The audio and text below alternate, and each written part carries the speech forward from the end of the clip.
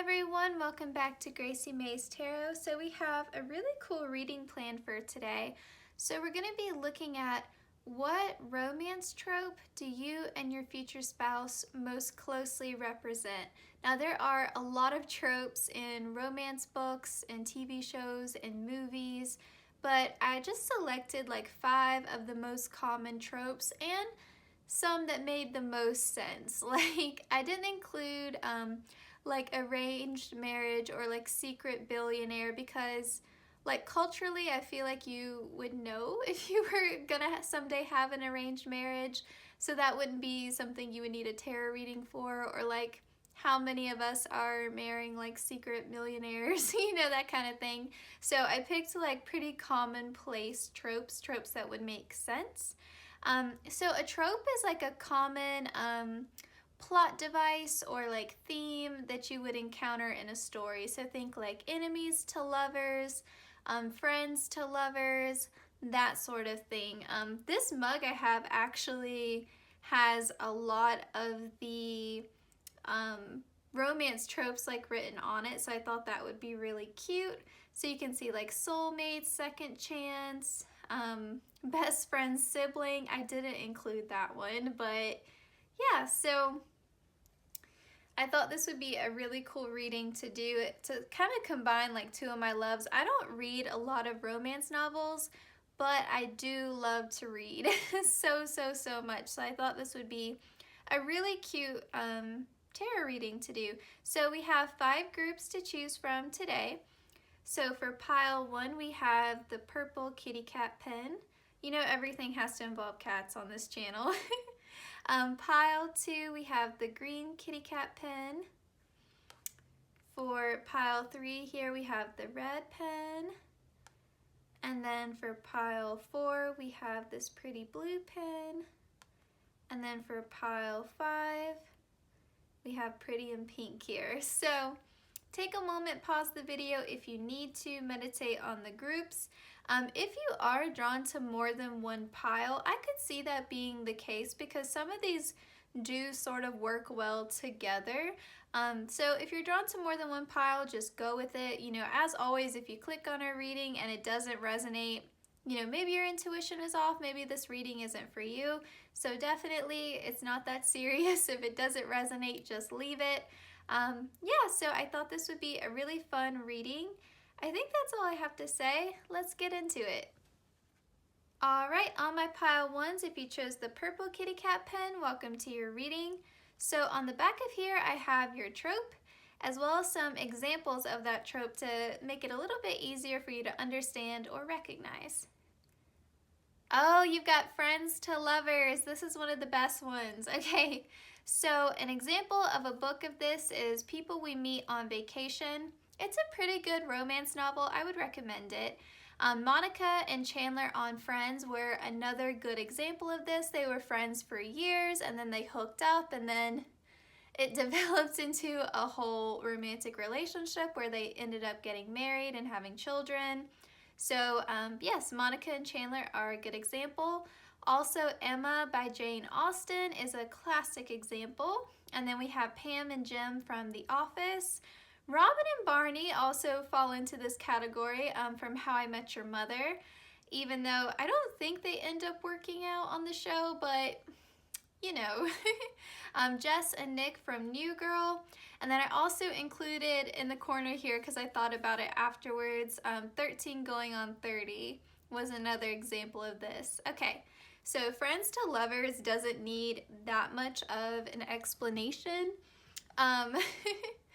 You know, you're friends for a good while and then somehow over time it develops into a romantic partnership. So honestly, it's one of my favorites because when it comes to love, I think that if you can also call your romantic partner, your future spouse, your best friend, or at least you can look at them and feel like, you know, even if we weren't romantically involved, I would still like you. I would still want to be around you, spend time with you. I feel like when there's friends to lovers, usually there are shared interests, shared hobbies, shared values.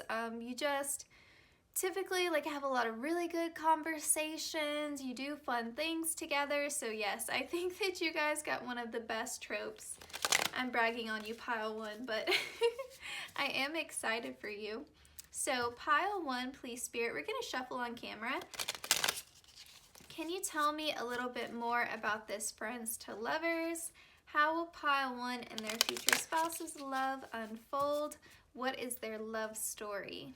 As you can tell, like we have like a whole book theme going on. Okay. Pile 1, please spirit. Future spouse's higher self, feel free to come through as well. And we'll say a big thank you to my guides, your guides, as well as your future spouse's higher self for coming through today. So pile 1, how will their love story unfold? How will their love story unfold? What do we need to know, please spirit? So we have the Tower.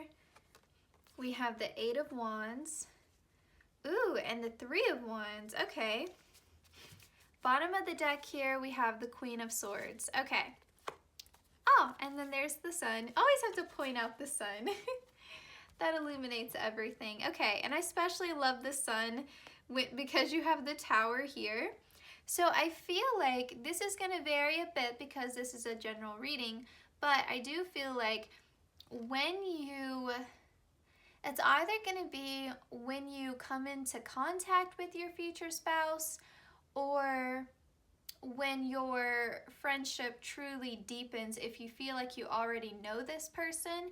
But I feel like they're going to come into your life at a time when things feel really unstable, really insecure, when you have experienced some sort of big loss. So this could be like you lost your job, you went through a bad breakup, you had your faith shaken in some way, maybe you had a health scare, maybe you had some sort of mental health issue, maybe you had, you know, a loss in your family. I don't want to keep naming like really depressing things, but you know, that's life. We all go through tough cycles, and the Tower is the toughest of the tough. I mean, this is truly something that shakes you to your core. Now, generally speaking with the Tower, it's something that's for your greater benefit. So I do feel like for most of you, it wouldn't be something that wouldn't be for your highest good. You know what I mean? So yeah, it may be something to where you lost your job, but it would be because Spirit has a better,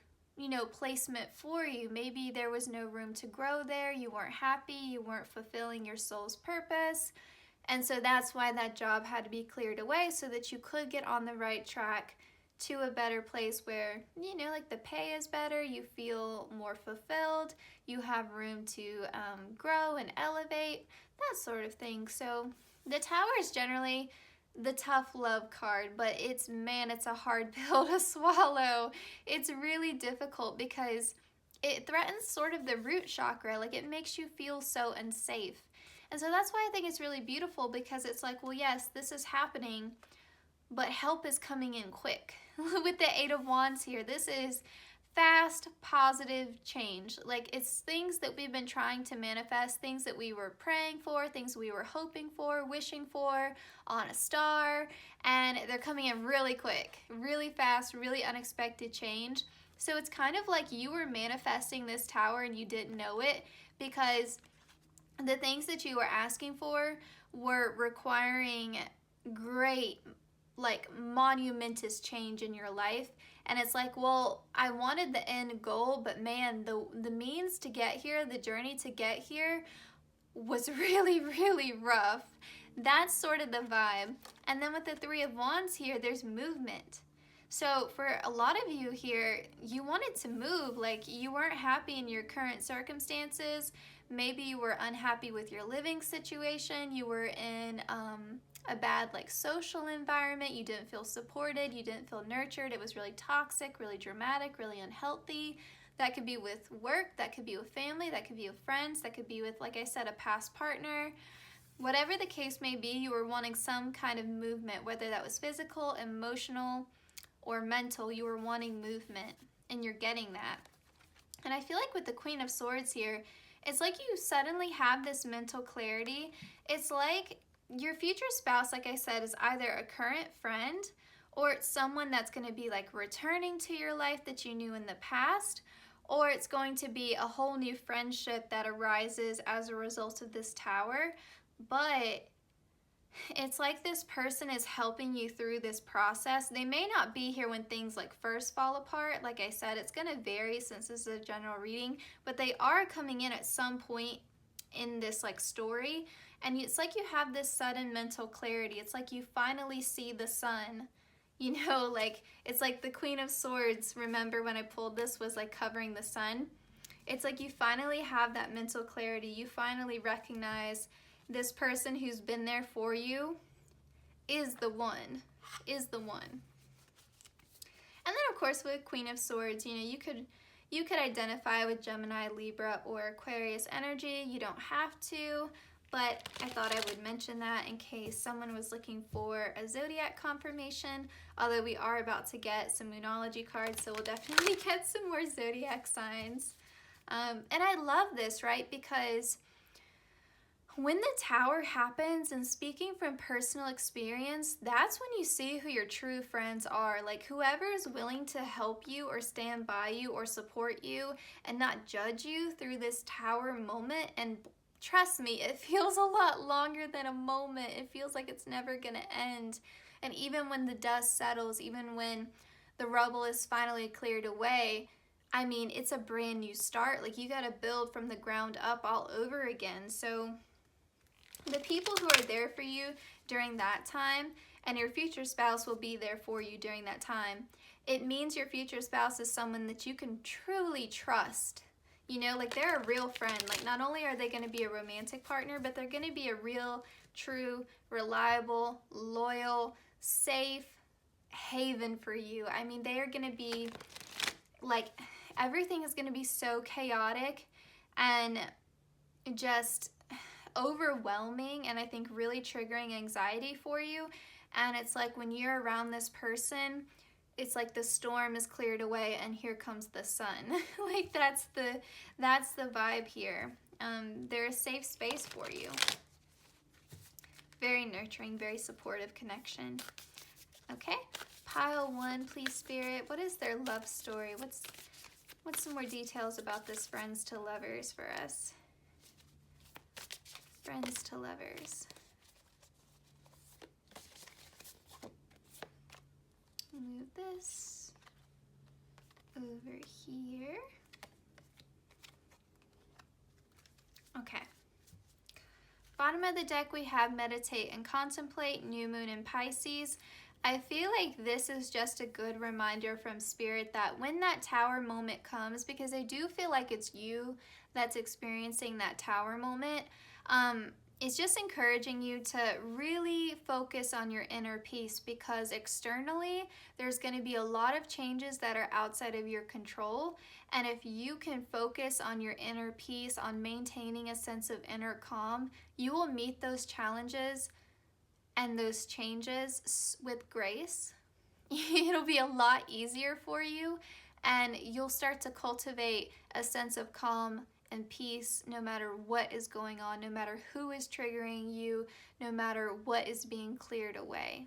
Okay? It'll definitely help you with that sense of grieving and loss, because even when we lose something that maybe we weren't really happy with, it is still a loss. Okay? It's still a change, and change can be uncomfortable, and especially when you don't know what is coming next and you're worried nothing is coming to replace what you've lost, that can definitely create some anxiety, because even if you weren't happy with what you had before, and you likely weren't, it was still yours. It was still something.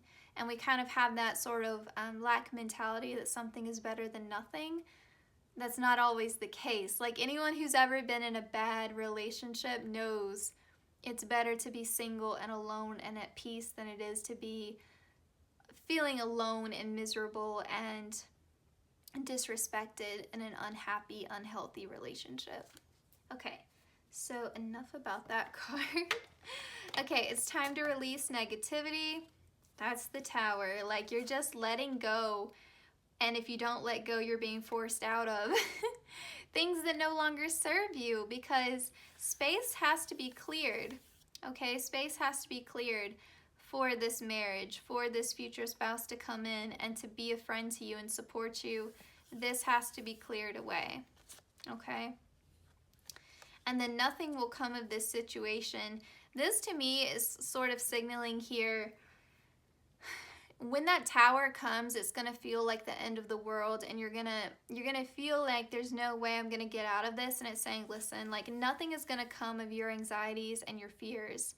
Like, if you can just have faith during this time that things are gonna work out, like, if things aren't okay, it's not the end. If you can trust that everything's gonna work itself out, you will have such an easier time with this. And I feel like your future spouse is gonna help you by being a friend to you during this time. Okay? Remember, like, your thoughts are not facts, okay? And that's not saying that you have to put a smile on your face. It's not saying that. It's just saying really retreat within yourself during this time when you need to. You know, allow yourself to feel whatever you need to feel, and then release it and let it go with love. And then we have, it's time to take action, new moon in Aries.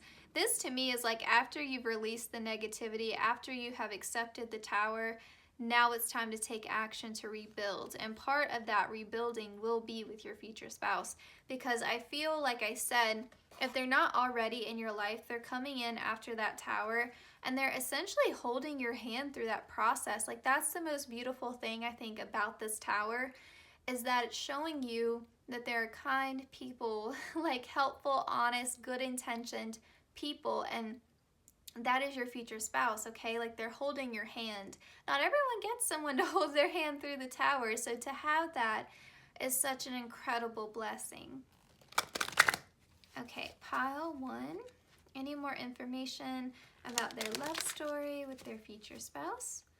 Love story with their future spouse, please.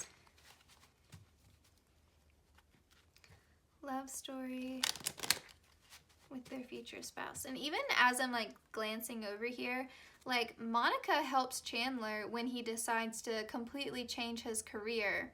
And remember, like, he was in a really good position, like, money-wise, at his old job, but he wasn't happy, and like, none of the friends could even remember like what he even did for a living because it was so boring. And then I think he wants to go into like advertising or marketing or something, and he has to start out as an intern, like entry level, and he's surrounded by all these young people, and he feels like real down on himself for a while. And so she supports him through all of that. You know, so that kind of reminds me of like how it will be with your future spouse. Or like Jim, God knows, like, he was so patient with Pam, like through all of her drama with Roy. Oh my gosh, like, are they getting married? Are they not getting married? The engagement that never ends. Like, he was so patient with her. So yeah, that's definitely going to be like the vibe here. All right, pile 1 and their love story with their future spouse, this friends to lovers trope. This card comes out so much in my readings, and I think it's because of just the audience here. Like, oh, this card to me always represents the law of attraction, because I think of like, you know how witches tend to work with the seasons, and I don't know a lot about witchcraft, but they work with like moon cycles, and there are even like kitchen witches and like setting intentions into like things that like rituals and stuff. Like, to me, and again, this is coming from someone who doesn't know a whole lot about it, but to me, it's a very like divine feminine way of using the law of attraction. You know what I mean? So if that's just what comes to mind every time I look at the cauldron. I think of a love spell, and I also think of the law of attraction. So I do feel like one or both of you is manifesting the other person. And I think for sure when you're going through the tower, you're of course praying for help, and I feel like this friendship is the help, and then that friendship will develop into a romantic partnership, which will lead to marriage. And then here we have the wildflowers. I love this so much for you because wildflowers have a great message in that they can bloom wherever they're planted. You know, wildflowers are just that, right? Like, they can be found anywhere. And that's sort of the thing here of like, you may have been really convinced when this tower happens that it's the end of the world and that, you know, you're never going to bloom again because you had sort of this limited mindset and you couldn't see the higher perspective. You couldn't see all the possibilities that were awaiting for you once this tower fell. You know, that tower wasn't great, but it was all that you had. And even though it wasn't stable, it was still something. It was still a roof over your head. So to lose that tower feels horrible, right? But it's like, again, that tough love. Like, you can bloom wherever you are planted. And what is waiting out there in the world is so much greater. Remember, you have the Three of Wands, so you are meant to move somewhere. And again, for some of you, it's going to be a mental, emotional shift. You're going to gain more confidence. You're going to change up your social circle, something like that. For others of you, it's literally a physical move. For some of you, this starts off maybe long distance. That could also be a possibility given that we had the Three of Wands and now the wildflowers. So take what resonates, okay? And then bottom of the deck, we have white dress.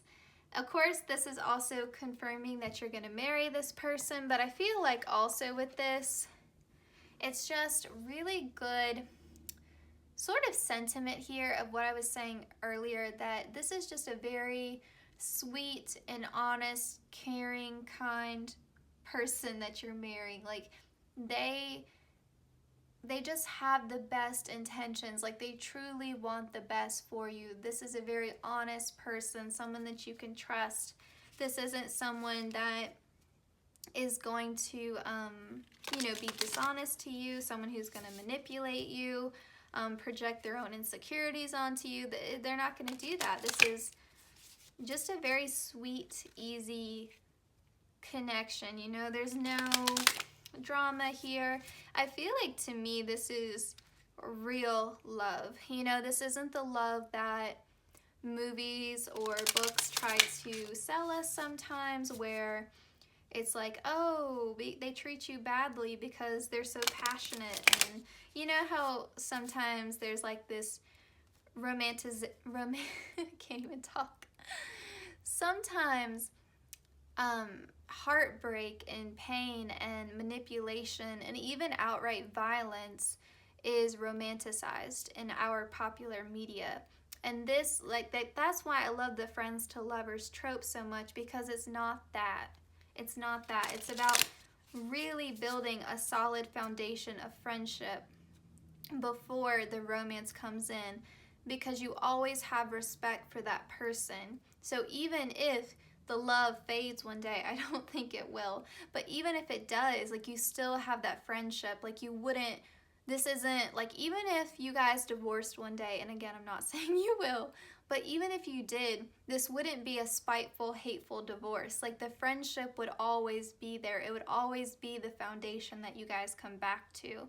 And so that's why, even if there are challenges later on after you've gotten married, you will meet them because you're truly teammates, you're truly partners, okay? And you have the same values, the same goals, the same perspective. You know how to communicate with one another. You genuinely enjoy each other's company. So to me, if I was to pick out, you know, one of the tropes that would probably have a very long-lasting, healthy, happy marriage, it would be you guys. All right, so pile 1, any more information about the love story for pile 1? Have some hope. After the tower, I feel like this person's gonna restore your sense of hope for the future.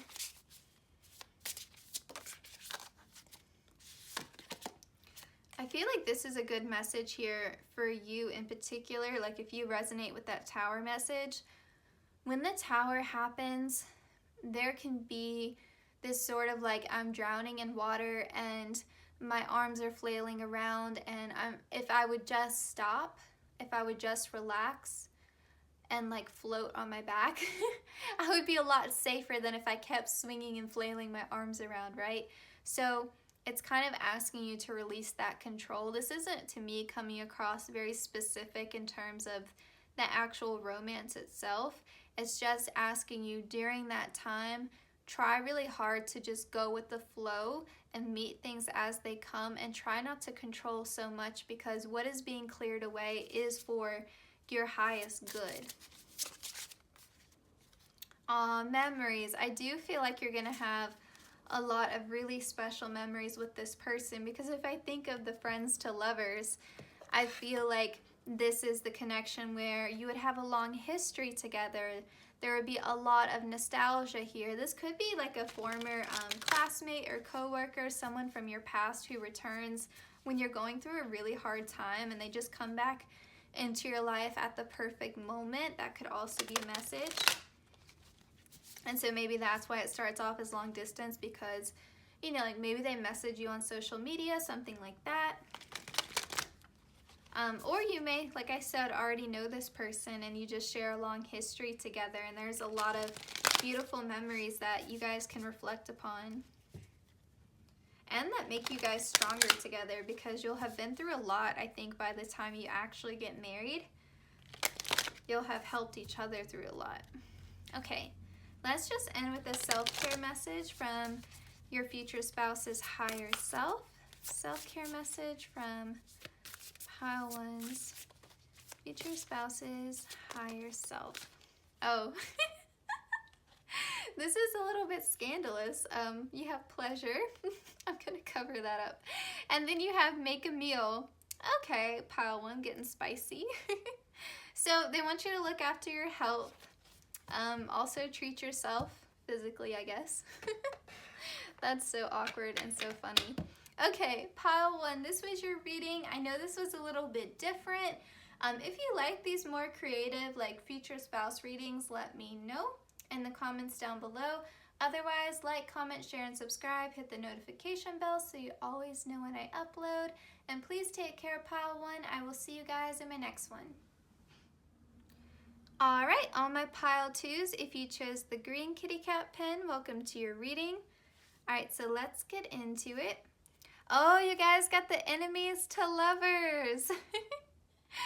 Okay, I have to say, this is my absolute favorite. When I read romance novels, this is what I read. I think it's so funny. And I'll delve a little bit more into this, but first let's read through the examples. So we have the most classic one of all. We have Pride and Prejudice by Jane Austen. We also had The Love Hypothesis. This is one of my favorite contemporary romance novels. It's really funny. I highly recommend it. They had it at my local library, so you should be able to probably get yourself a copy as well. Princess Diaries 2. I actually highly recommend that movie. I enjoyed that a lot when I was younger. It's, to me, better than Princess Diaries 1. Leslie and Ben from Parks and Recreation. Red, White, and Royal Blue. I'll be honest, that book disappointed me because they weren't enemies long enough. Like, I like the witty banter aspect of enemies to lovers, and when they get together too soon in a book, it kind of just ruins it. So, anyway, it's an okay book if you want to check it out. The Unhoneymooners is also a book I got from my library, and I highly recommend it. That one was very funny. Okay, so enemies to lovers. The way this typically plays out can vary, I think, in two different ways. So it may be for you guys that the reason why they're your enemy is because you're meant to dislike them before you know them. So an example of this would be someone else at your job got a promotion over you, and you know that you don't know them personally and it's probably unfair to them, but you make a judgment and you decide that you don't like them because they got this job over you, okay? Like, you can't help but feel a bit jealous, and it makes you a bit like snippy if you do have to interact with them in the future.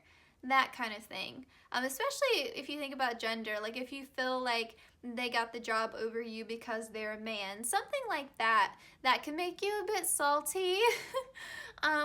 Also, like, if you think about, this is a messier example, but your friend's ex, like, you've never met them, but you don't like them on principle because your friend was always complaining about what a jerk they were. And then when you meet them, you're like, oh, you're actually really cool.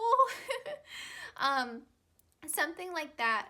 Or maybe someone, I don't know, there's usually something about them where you just make a snap judgment and you don't like them without actually knowing them that well.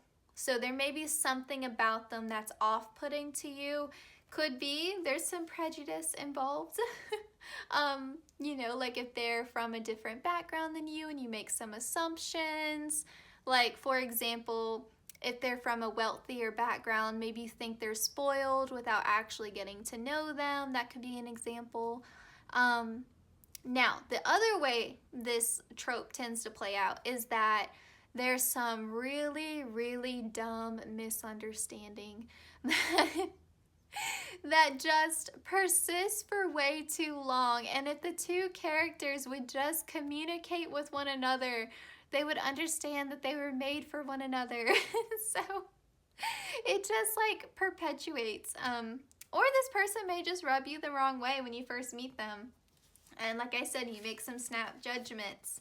But the thing that I like the most about the enemies to lovers is that there's always witty banter.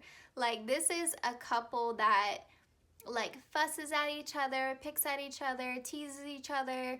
And when you're actually in a relationship with them, like once you guys have realized there's like a romantic connection there and you're no longer enemies, there's still passion. There's still that, because this whole time this sexual tension has been building between you guys. Like, as much as you hate them, they're stoking that fire in you for so long. So then when you finally do get to the romantic part of it, all that passion has been building up this whole time. And I feel like, yeah, there's just this playfulness. And usually like the two characters are like really intelligent, and that's how they're able to like verbally banter back and forth. A lot of air sign energy, honestly, with enemies to lover. I always think about Gemini energy, just because it's really fast, really witty. I also think of Sagittarius a little bit for that same kind of reason. Okay, there was something else I was going to say with enemies to lovers. I'm trying to think. Yeah, I just feel like you guys, in a weird way, it's sort of like I know the worst side of you because for so long my gaze was limited and I was blind to your like good qualities. So the fact that I now love you means that I truly accept and understand and see your worst qualities, and I love you. And I feel like that is what makes this connection long lasting. That's what allows for like a long marriage, because I see the worst in you and I still love you. That is also something else I wanted to say. But yeah, y'all are gonna be a fun couple. Like, this is the kind of couple where other people are like, wow, like they fuss a lot. But it's always fun. Like, there's never a dull moment between you guys. Like, this isn't a relationship where the passion goes stale because you know how to get, you know, under each other's skin, but you also know how far to push it. You toe that line with each other. You just know each other so well. You're not looking at each other with rose-colored glasses. Like, I authentically see you and you authentically see me.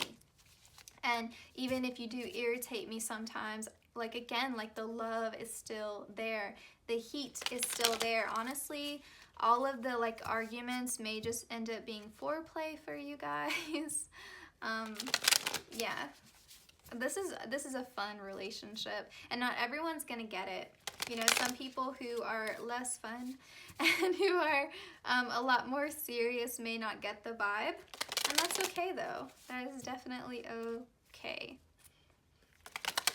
Yeah, there's always a lot of excitement here too, because I think you guys keep each other, you know, on your toes kind of thing. Okay, pile 2. Let's get some more information, please, Spirit, about this love trope, enemies to lovers. Pile 2's love story with their future spouse. Pile 2's future spouse's higher self is also welcome to come through. And a big thank you to my guides and your guides, as well as Pile 2's future spouse's higher self. That's always a mouthful, but it's worth it to say it. Okay. Oh my gosh, I love this. Okay. Bottom of the deck here, we have the Emperor. So let's put that. Sorry, this is gonna bother me if I don't move it. Okay. So this is playing out beautifully. So with the Page of Cups to me always signifies flirtation. So I feel like even when you guys are in the enemy stage, the teasing aspect here is like how you flirt with one another. Like everyone, it's kind of funny. I feel like you're like, man, I can't stand that person. Oh, they get on my nerves. They're so annoying. And everyone else in the room is like, I wish you two would just get a room already. Like, it's kind of like y'all are the last to know that you're attracted to one another. Like, everyone else is like, listen, they wouldn't be provoking such a strong response in you if you weren't physically attracted to them. Like, everyone else can feel the sexual tension in the room but you. Sorry, guys. And I think, too, with the Ten of Swords, like, the arguments may get pretty heavy, but I feel like, honestly, there's gonna be this one moment, this one fight between you guys that becomes, like, this point of reckoning, and it's like, okay, either, like, we never speak to each other again, or we finally admit to having feelings, and I think that may be what puts this connection on pause for a bit, because one of you is gonna have to get over yourself and admit that you have feelings, and that may be hard. I feel like there's an element here, just in like Pride and Prejudice, where you have to swallow your pride and cop to these feelings, cop to this romantic, physical, sexual attraction, and you're not gonna want to do it. You're not gonna want to be the first person to put your heart on the line, but if you do, you are rewarded with the Ten of Cups. This is pure, complete, and total romantic, domestic bliss. This is a happy home life. It's literally a rainbow made of flowers, okay? Also, Ten of Cups could signify that you have kids with this person. So, yes. I feel like, too, the reason why there is this push and pull is that you two both have strong personalities. You both are opinionated people, because it's either you or your future spouse, I believe it's probably your future spouse, who is showing up as the Emperor here. The Emperor is very blunt, straight to the point. I'm the leader. Sometimes the Emperor can be my way or the highway. This is a very like successful person. Yeah, I mean, he could be really wealthy, and so that may be why you're prejudiced in the beginning, just like Mr. Darcy is in Pride and Prejudice, and Lizzie makes a lot of assumptions about him that are completely wrong, and she believes like these false stories that she hears from other people, so that may be a thing too, where you're influenced by other people's opinions before you actually interact with this person. So you're very prejudiced against them before you actually get to know them. And once you get to know them, you realize how wrong you were to believe the gossip around this person. But also with the Emperor here, they may rub you the wrong way, because you may also like to take the lead. You may also like to be the boss, and they want to be the boss. And so there's this push and pull. But really, you guys have this major capacity here to be a power couple. Okay, so it's like, yeah, I feel like that's what is creating this like push and pull. So if you're watching this and you're not resonating with the Emperor energy, you're probably represented by the Empress. So one of you is coming through in that divine masculine energy, and the other person is coming through in divine feminine. And those two energies can work beautifully together, or they can be in opposition to one another, but it's really your choice. Okay, let's get some more information about Pile 2's love story with their future spouse. Let's get some more information about this enemies to lovers trope, please, Spirit. Pile 2. Pile 2.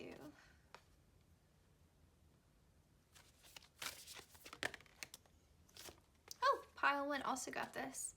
Okay, so a couple things. Actually, several things. I'm seeing these cards in multiple ways, and that's because there's, you know, many of you watching this group. So don't let your past hold you back. South Node. Some of you are... South Node can kind of represent our comfort zone and ways in which we're refusing to grow. And so if this person is coming in and they're so different than you and they're so different than what you're used to, you could maybe prejudge them just because they're different.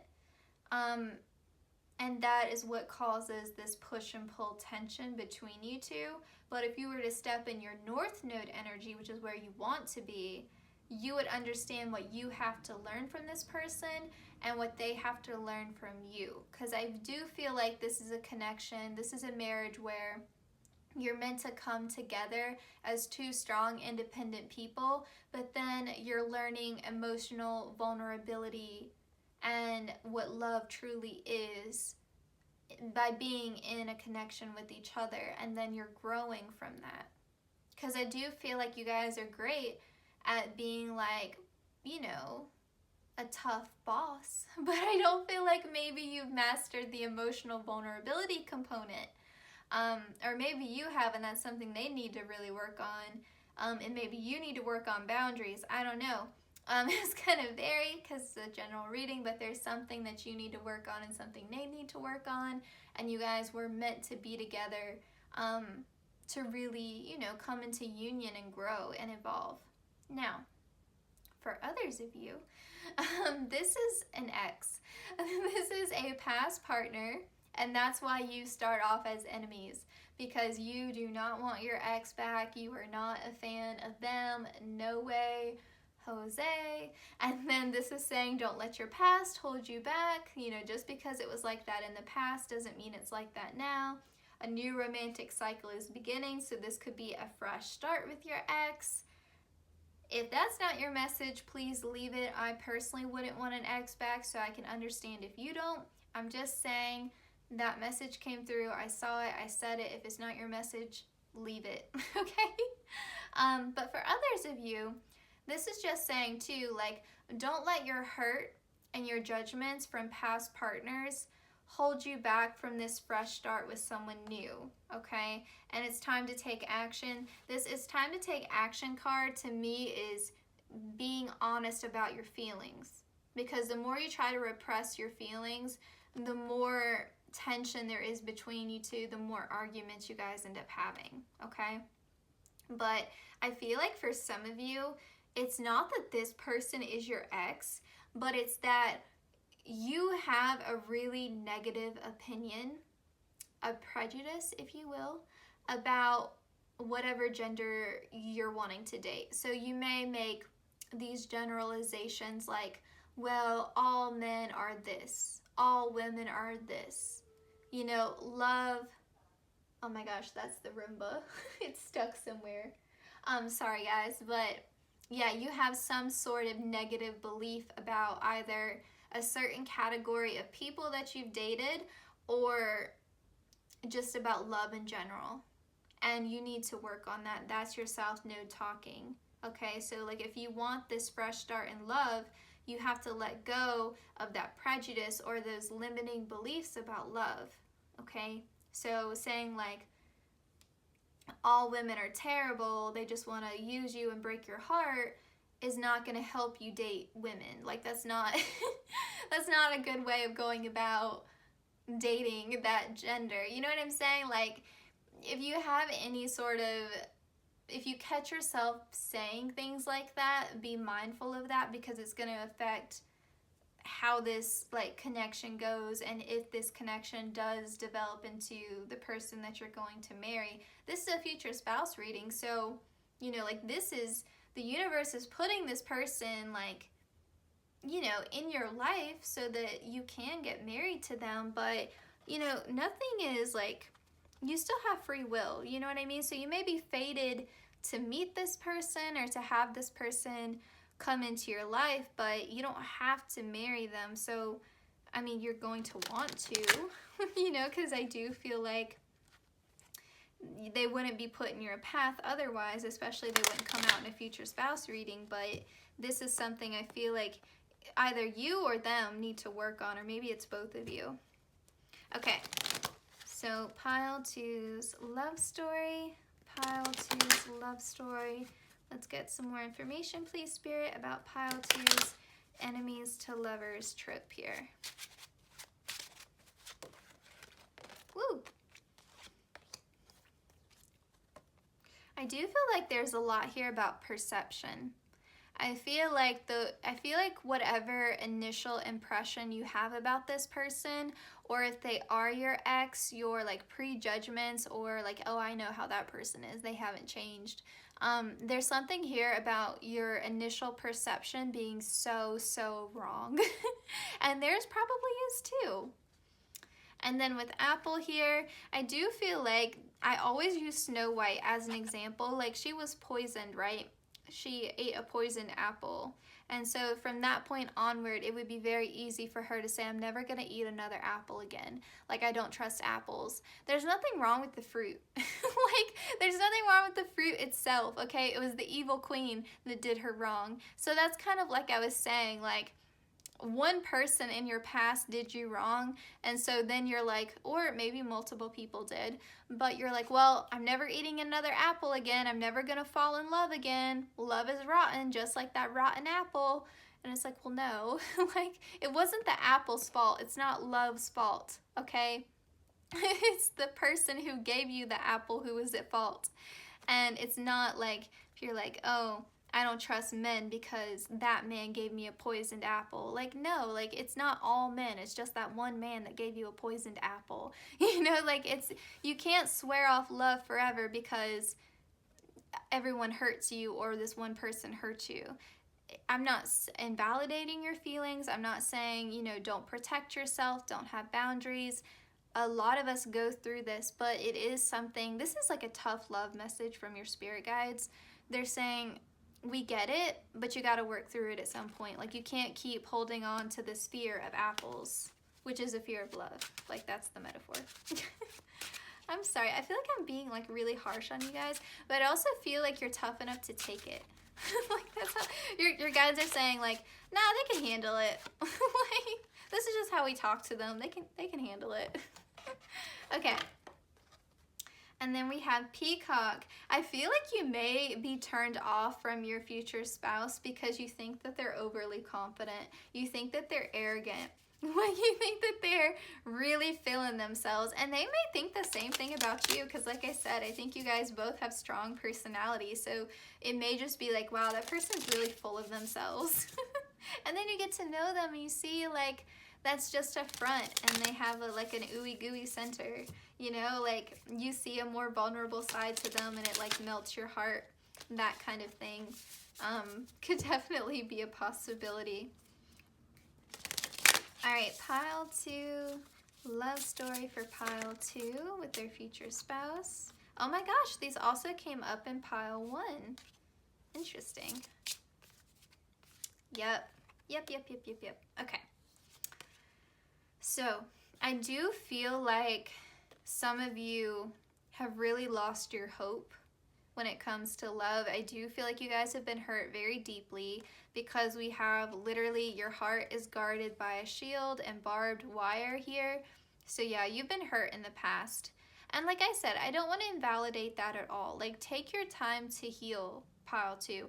But you do have to do the healing. Like, you do have to say, like, how am I at this point holding myself back from love, you know, because eventually I'm going to have to put down the shield. I always say when it comes to love, if we want love, we have to take the flip side of that. We have to be open to getting our hearts broken because that's the only way we can truly experience love. Otherwise, we're just going to have a series of superficial, short-term romantic connections. And if you're someone who wants marriage, which if you click on a future spouse reading, I'm assuming you do, you have to put down that shield. And I know it's hard. This is something I struggle with myself, but you do eventually have to do it, okay? So I do feel like this person eventually is going to restore your hope and love. I do feel like, honestly, I feel like both of you have control issues in romantic connections, and I think that is a result of anxiety and worrying and about like, where is this going? Can I trust this person? And I do feel like it's not like you're trying to control them. It's more so you're controlling yourself, and you're not letting yourself be authentic and be in the moment. And you're like, no, I can't talk about this. I can't share this. I can't say that. I can't do this, because doing those things would mean dropping this shield, and I don't want to do that. And I feel like they're the same way, and I feel like that's why the biggest hurdle for you guys is going to be that point of reckoning where, okay, do I admit that I have feelings for them? Do they admit they have feelings for me? Or do we continue to deny that these feelings are here to save our pride? Okay, now I do feel like you are probably meant to start a family with this person, or this is a message that if you don't want children, that this person is a part of your larger soul family, and when you get into union with this person, you're going to meet a lot of other people from your soul family. So it's going to be really the start of a lot of positive connections in your life. And then confusion, yeah, I do feel like this connection has you really messed up. You're really torn. I feel like it's going to be definitely a while of you going back and forth and like, you know, should I say that I have feelings for them? Should I not? You know, is this connection right for me? Can I trust them? Should I let my walls down? There's going to be a lot of back and forth. Like I said in the beginning, I was definitely getting air sign energy from you guys, and a bit of fire energy too, I think. But yes, I do feel like you guys are in your head a lot, at least about this connection. Okay, so pile 2. What self-care message does pile 2's future spouse's higher self want to share with them now? So this is, like I said, self-care message from your future spouse's higher self. Aw, sweet treat. Okay, so they either want you to bake yourself something nice or go out for ice cream, whatever it is that you like, treat yourself. I love that. Okay, so pile 2, this was your reading.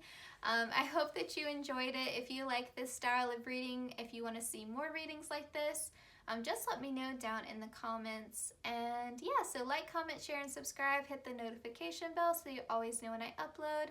And I will see you guys in my next one. Please take care, pile 2. Alright, on my pile 3s, if you chose the red kitty cat pen, welcome to your reading. Alright, so on the back of this card, we have your love trope as well as some examples of it. So let's get into it. You guys have fated mates or soulmates. Honestly, this is probably one of the best ones you could get. The fact that you're going to be marrying your soulmate, I mean, how does it get any better than that? So some examples of this would be like the movie Serendipity. And I included Serendipity because when I think of soulmates, I think of serendipity. I think of divine timing. I think of this person unexpectedly coming into your life. I think of magic. Like if there was ever a magical connection, it would be a soulmate connection, right? Very romantic. I also think of Sleepless in Seattle because she falls in love with him without ever even laying eyes on him, right? She falls in love with his voice, his story. Yeah, like there's just that draw, and she's already engaged, but she can't get this guy living in Seattle out of her head, and she's never even seen him, doesn't know anything about him other than what she heard on the radio, and she just happened to be listening to the radio. So again, like that perfect divine timing kind of thing. This time next year is a book. I'll be honest, I was really disappointed with this book. I was so disappointed, but it is an example of a soulmate, divine timing connection, and I wrote it down here because I wanted to remind myself to mention this to you. sometimes with these soulmate connections, we are going to the same places as them, but we're like narrowly missing each other, and it'll drive you crazy. Like, and it's sort of like the universe keeps setting up ways for you to meet.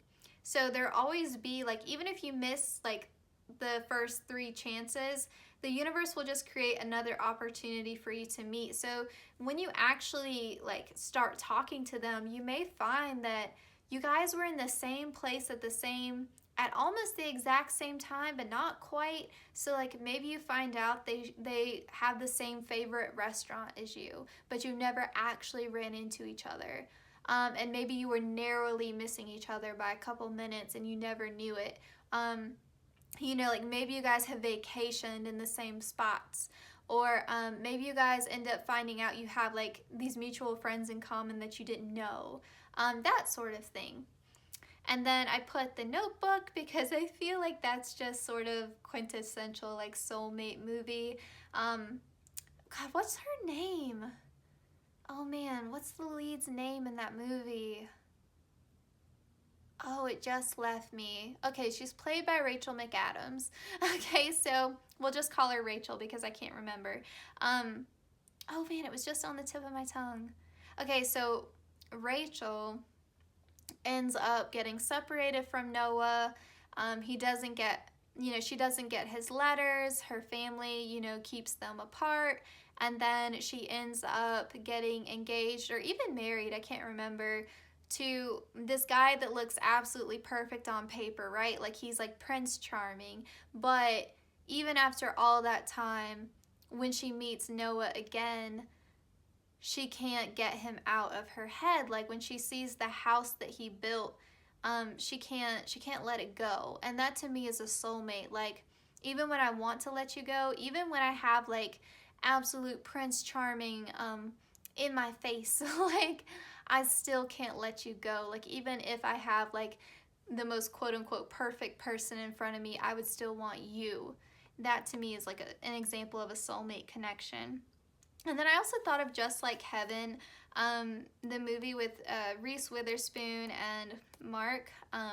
Again, I'm sorry, I don't know the characters' names off the top of my head.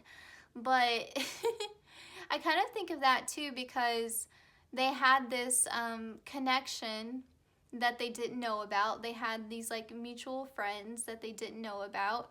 And then they were meant to be set up on a blind date by, I think, his friend and her sister, and then she dies before they can actually like meet, and then he sees the only one who can see her ghost, and then he helps her come back to life, and it's like a whole thing. And then he plants her this beautiful garden, but as it turns out, she had already visited his gardens before and loved his gardens, and so they had that connection even before the blind date was supposed to be set up. And there's like all these crazy things. So what does that mean for you? Pile 3. And what that means is that when you come into union with this person, when they come into your life, there's going to be a lot of odd things. Like you're going to find out you have all these odd connections in common. You're going to find out they're like, it could even be like, I really love this song. And then you find out that that song is by a local band and your soulmate is the lead guitarist, and it's just a song you heard in a local coffee shop. There'll be something weird like that happens. That's just a random example, but there's gonna be, oh wow, I'm just throwing things everywhere. There's gonna be like this just weird connection, and you guys are probably gonna have a really cool story. You know how in rom-coms they have like a meet cute? You're gonna have a meet cute with this person. I feel like it's gonna be sort of a meeting where it's a good story to tell at a dinner party.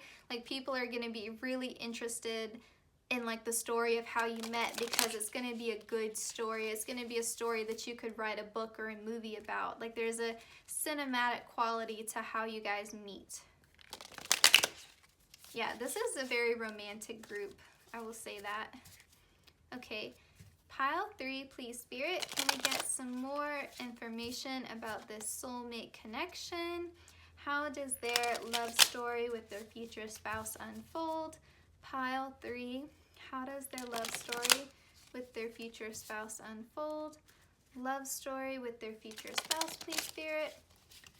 Pile 3's future spouse's higher self. Also feel free to share any messages.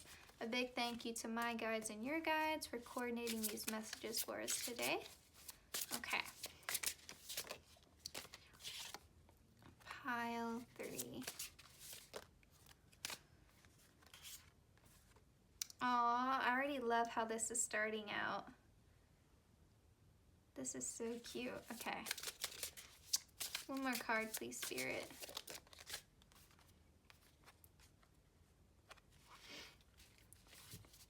Okay, bottom of the deck, we have 2 of Wands. All right, so with the Judgment card starting off here, to me, this is so cute. This is like the universe, your spirit guides, like watching you up from above. Watching you from above and being like, okay, how can we get these 2 together? How can we push them in the right direction? They're like all like, how do we plan like the cutest meeting ever? Because they're meant to be. It's fate, it's destiny. Like, it's very cute. But I also feel like this person is a result of your good karma. Like, you being blessed with marrying your soulmate in this lifetime is a major blessing, right? Like, kudos to you, Pile 3. Like, you've done well in life because not everyone gets to marry their soulmate. So that is truly an accomplishment and something to be proud of. But I feel like it's because you've been a good person. You've been a really good person. And even if you have made some mistakes that you would consider like really bad, you've paid your debts, okay? Like, you have done the work, you've done the healing, you have gotten forgiveness where you needed to get forgiveness. But yeah, I feel like this is a result of your good karma and their good karma. I feel like when soulmates come together, it's because energetically, you know, divine timing, you are in alignment with one another. So you are poised to have the best possible start that you could have. The universe, your guides, wouldn't put you in the path of your soulmate if you weren't ready. So that tells me that you start this marriage off, or you start this relationship off in a really good position. Like, you are poised to have a long, healthy, lasting connection with one another, okay? And I feel like with the Strength card, I do feel like this is part of, like, you've done the work on your own in order to manifest or call in your soulmate, okay? Because this is Leo, this is strength, this is resilience, this is I trust myself, I give love to myself, I nurture myself, I'm whole on my own. But it would be nice to not always have to take care of myself and to have a partner by my side. And I feel like once you reach that point is when your partner comes in. And I do feel like one or both of you, like, you have been through it. Like, that's why I say, like, this is your good karma, because I feel like you've been through it. You have been tested and tested time and time again. Sorry, the mail truck is coming by. You have been tested and tested time again, and you have met it with grace. You have worked hard. You have carried so much on your own. You've really developed your inner strength. And so, yeah, I feel like you deserve it. You deserve it. And I feel like the communication from this person, or you meeting this person, is going to come really fast, really suddenly, probably when you're least expecting it. And it's going to be out of the blue with the Ace of Swords, but it's going to come in quickly once it does. And I feel like once your relationship gets started, it's sort of like fire in a forest, like it just takes off, okay? And with the Two of Wands here, there may be some contemplation. Sometimes with soulmates, you're from different places, you know? There may be some aspect here of like having to travel. So that's not going to be for all of you, but it could be that there is an element of long distance here, and someone's going to have to take a leap of faith and, you know, move to be with the other person. Now, if you're not resonating with that, then leave that message, but it did come through with the Two of Wands, so I wanted to mention that. For others of you, if you're not resonating with the long distance aspect, then this is just sort of marking a new adventure. Like, this is a whole new chapter of your life when this soulmate comes in. They change a lot. And like, marriage changes a lot for everyone, but this connection in particular, given that it's your soulmate, it's going to change every area of your life, including probably your own self-confidence, because especially if you're doing the law of attraction, like if you manifest your soulmate, don't you feel pretty good about yourself? Like, don't you have like so much faith in the universe to be, you know, to have a gift like that? You just feel so grateful, so happy. You know, of course you're gonna be like in your best self kind of energy. Okay, pile 3, can we get some more information about their love story with their future spouse, please, Spirit? Believe in the impossible. How perfect is that for the soulmate one? Believe in the impossible. Time to release negativity. One of the other groups got that as well. I think maybe it was pile 1.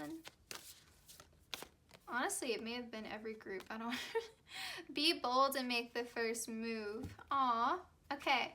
So it could be that when you meet your future spouse, you see them across a crowded room, because like I said, y'all are my movie group. Like, it's gonna feel so cinematic. It's gonna feel like you're in a rom-com. So if you notice someone across a crowded room, like they do in like music videos and movies, go up to them, okay? Like, be bold and make the first move. If you feel a energetic connection with someone and you're just standing in line at your local coffee shop, talk to them, because they very well could be your soulmate. Like, you guys are just gonna, again, I think, run into each other unexpectedly. Like, you don't see this person coming and then bam, they're right in front of your face. And then releasing negativity, like I said, if you're trying to manifest this person, if you can be the embodiment of love, if you can bring love into your life in some way, it's gonna help bring in this soulmate a lot faster.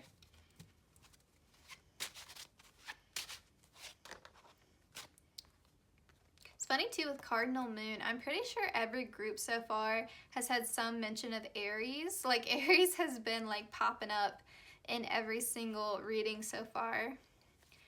I came out in another group as well. Oh, I didn't even... That is crazy. Oh my goodness. Okay, guys. This deck has these like rider cards, and I took all of them out because I wanted just these. But I must have missed this one. And how insane is it that the one that I missed is the Sappho love card? What? That is... What did I say? Like, weird stuff. And of course it came out in your group. It would. It would come out in your group. Man, pile 3.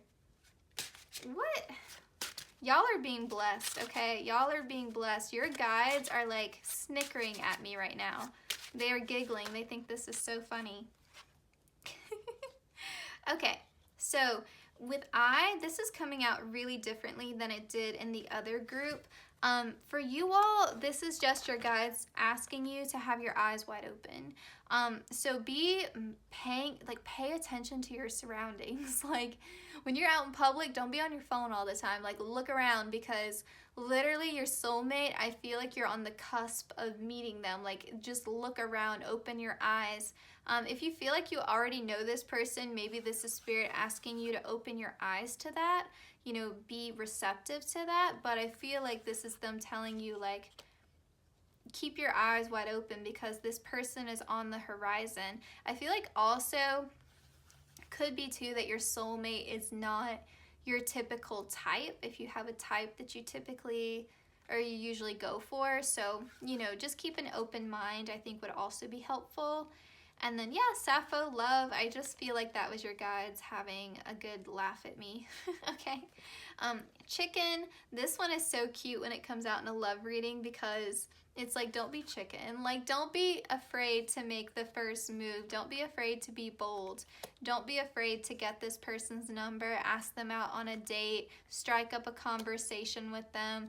Don't be chicken about sharing your story. You know, it's good to keep healthy boundaries, but, you know, within reason. Don't be afraid of sharing your story, being vulnerable, opening up when it's appropriate, that sort of thing. And then with Toad here, I feel like maybe in the past you kissed a lot of frogs. That's how this comes out in a love reading. I swear I'm not just messing with you. That's just what comes to mind. But yeah, either you or your future spouse have kissed a lot of frogs and you're waiting for your Prince Charming or your Princess Charming, whatever. I do feel like there's a fairy tale aspect to this. Like, if a fairy tale were to exist in real life, as close as it could be, it would be your group. You know what I mean? Like, your guides are like really heavily involved in the unfolding of this love story. And it's because they're so proud of you. Because again, I feel like you deserve it. I feel like it's your good karma. And not to say that not everyone deserves love, but being blessed with your soulmate is really on another level. Or at least I think it is. Okay. All right, pile 3, romance. Yeah, we know. Y'all are winning, we know. Pile 3's love story with their soulmates. Ah, self-worth. I feel like you guys had to do some work on that. I think that's part of it. Aw, family. And then bottom of the deck we have balance, yin and yang. Yeah, this again to me is soulmate energy here. The perfect balance between the divine feminine and the divine masculine. Stronger together than apart. There's room for both. Love it. I feel like if you haven't done this work yet, you will be soon, because I feel like that is what helps bring in this person to you, is understanding your own self-worth. You also got the sorry, like the mail truck is just all up in my driveway. You also got the strength card in the beginning. And so if I think of any zodiac sign that knows their self-worth, it would be Leo. And I say that as a Leo myself. Yes, I'm bragging on us. We know our self-worth. We have confidence. And even if we don't, we fake it until we make it. And then romance. Yeah, I just feel like, again, this is going to feel very romantic. This is the type of connection where you like the big romantic gestures, you like the movie kind of moments, but you also like the little things too. It's like there's so much effort being put forth on both sides, so much effort. And I feel like, given that this is a soulmate connection, you probably are meant to have children together. If you really, really don't want kids, then please leave that message. But you know, sometimes we meet the right person and then that changes our perception. And that's coming from someone who never, ever, ever wanted kids. I still haven't, like, I'm not like, oh, I have to have children, but I am open to it. And I think sometimes when we get older, we can get a bit softer on that issue. But yeah, if you don't want kids, then leave that message. But I feel like with the double 4s here too, you're meant to have a very stable, secure connection with one another. And also with the 4s here mirroring each other, like you have double 4s. So I feel like you guys you'll find that you have shared a lot of similar experiences, or you have like shared the reverse experience. You know what I mean? Like, you're like, wow, this person's the exact opposite of me, and yet we still have learned the same lessons, just in a mirrored way. Sometimes that can happen as well. Okay, so this is a self-care message from your future spouse's higher self. So bottom of the deck, we have Nourish Your Temple. So they really want you to take care of your physical body, whatever that looks like, means to you. And then sync with the moon. Pay attention to the moon cycles, because that could also be a clue about when this person is going to come in for you. So that could also be, you know, like if, say for example, Mercury is in retrograde, that's probably not the greatest time to start communicating with someone new. I don't know, something like that. It could also be, I don't know, maybe pay attention to Venus could also be a thing, because that's the planet of love. All right, so pile 3, this was your reading. I hope that it resonated. I hope that you enjoyed it. Please like, comment, share, and subscribe. Hit the notification bell so you always know when I upload. And yeah, I mean, you guys are winning at love. So yeah, I will see you guys in my next one. Take care, pile 3. All right, on my pile 4s, if you chose the blue kitty cat, this is your reading. So you all have love triangle. Okay, man. Don't freak out. Don't freak out. We're going to go over this. So you guys probably, this one's pretty common in books and movies and TV shows, so you probably don't need these examples, but we're going to go through them. Twilight, Hunger Games are also examples. We have Vampire Diaries. The Great Gatsby is a good classic book example. And then we have Bridget Jones's Diary as well. So I want to go over this because it may not be as dramatic. I would hope it's not as dramatic as something as ridiculous as like Twilight. No shade to anyone who read Twilight. I read it when I was in middle school because it was all the rage. But yes, with love triangle, it could be that there is a third party situation at some point in this connection, but it could also be as simple as when you meet your future spouse, one or both of you may be hung up on an ex, you know, or maybe you meet, you know, through online dating, and, you know, typically when you're doing online dating, you're talking to multiple people at one time.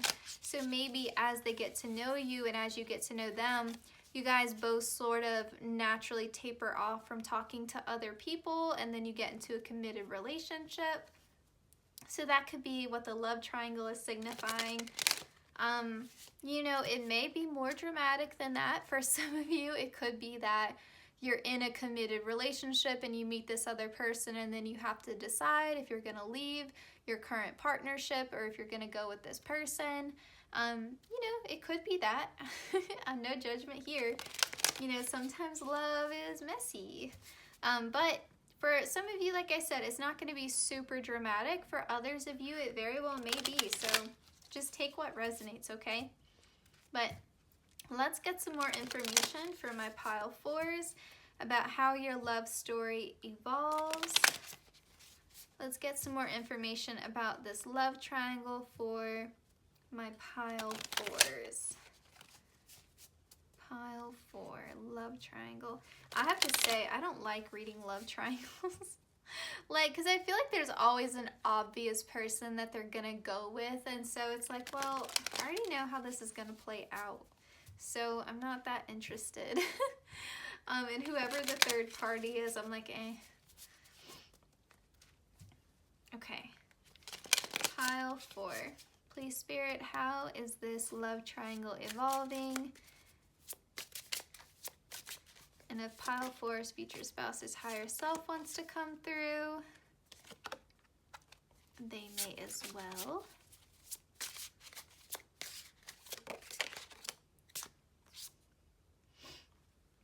Oh yeah. Oh yeah. Okay. Don't be mad at me, pile 4. I just have to read what I see, okay? Yeah, I have to read what I see. The good news is we have the lovers here, okay? So this is literally playing out like a story, and I don't always intend for that to happen, but honestly, for every group so far, it pretty much has. With the 10 of Cups, this is either you or your future spouse. Could be both of you, but at least one of you.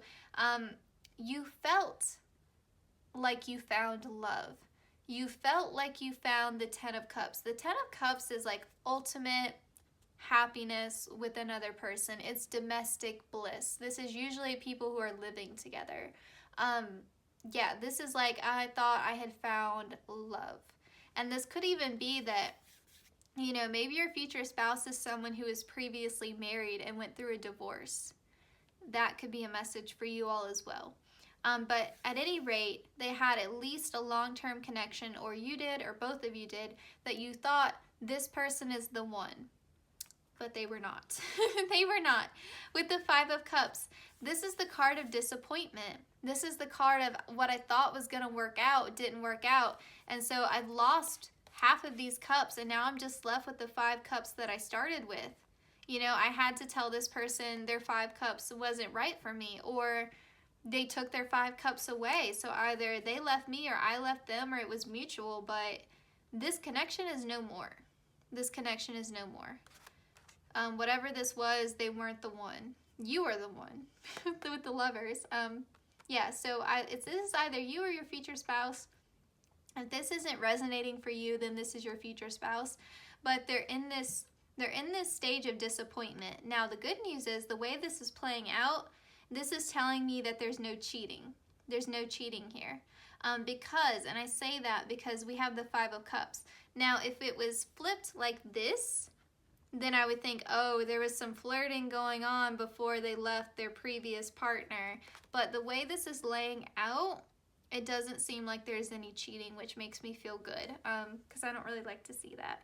But no judgment here, though, if that has happened before. I just personally don't like to see it. I don't think anyone wants to be cheated on or wants to be involved in a situation like that.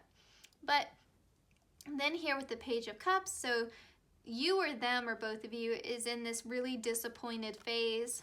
Then with the Page of Cups, there's flirtation with you. You have now entered their life, or they have entered your life, and there's flirtation. You know, there's this fun energy coming back in, the light after the storm. With the Ace of Cups, this is new love. This is a fresh start in love. And then with the Lovers, this signifies potentially soulmate energy. So this is also the card of Gemini. But yes, this is like, you know, your divine counterpart, the person who is meant to be the one, you know, not this false start that you had with this other person. So yeah, I really like how this laid out. I was a little worried for you guys, but yeah, I do like how it laid out. All right, let's get some more information here about pile 4's love story with their future spouse, please, Spirit. Pile 4's love story with their future spouse. Let's get some more information about this love triangle trope we've got going on. Well, that was fast.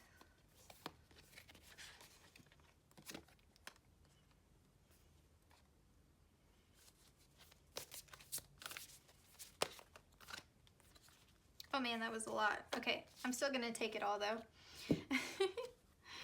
Okay, so expect powerful change. Yeah, for some of you, this is a divorce. You know, this is something that has a big ending, or this is an ending with someone that they were living with, someone that they thought was the one, someone they thought was, you know, going to be a long-term partner, or maybe they were with them for several years before this 5 of Cups happens, whatever the case may be. But this is a big ending. I mean, to go from the 10 to the 5, that's a big ending. That's a big loss, okay? So that's either you or them or both of you, but that's a big loss. So powerful change, and you are part of that change. I mean, you are the light coming in after the storm, like I said, or they are the light for you after the storm. There's even a sun here, so yeah. And if even the way this is blooming like a flower, yeah, I feel like this is the sun nourishing this flower that's growing, so that's beautiful. Yeah, so actually let's go to here. Nothing will come of this situation. That's this 10 of Cups. Like, this was going nowhere fast. Nowhere fast. There was never going to be long-term fulfillment from that connection. It wasn't right. This is a general reading, so there could be a lot of reasons why it wasn't right, but it wasn't right. Actually, it's gonna vary, but we'll see if we can get some information on why their previous partner wasn't working out. Could be that you were just meant for them, and that's why with the Lovers, they were just the wrong person. So we have luck is on your side, new moon in Sagittarius. I do feel like this is like your guides helping, bringing you two together. You know, maybe the universe was trying to push them out of that other connection because it wasn't right for them and they had to go through a tower moment, something like that. A time to give rather than take, new moon in Virgo.